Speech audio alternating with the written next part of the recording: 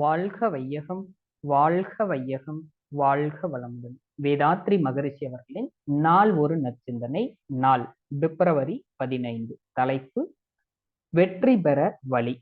தனக்கும் பிறருக்கும் தற்காலத்திலும் பிற்காலத்திலும் துன்பம் தராத செயல்கள் செய்ய வேண்டும்.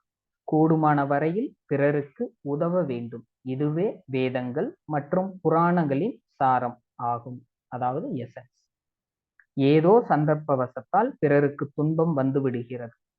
அவர்களால் தீர்த்து கொள்ள முடியவில்லை.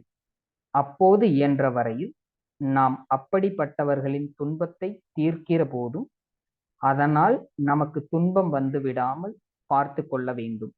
ஏனென்றால் நமக்கே துன்பம் வந்து நாம் பிறரிடம் போய் அதை தீர்க்கும்படி கெஞ்சும் நிலை வந்துவிடக் கூடாதல்லவா? அந்த அளவில் விழிப்பாக இருந்து கொள்ள வேண்டும்.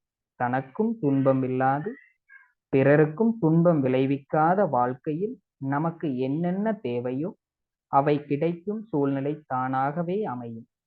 இதற்காக கெஞ்சி கேட்டு ஒன்றும் நாம் பெற வேண்டியதே இல்லை.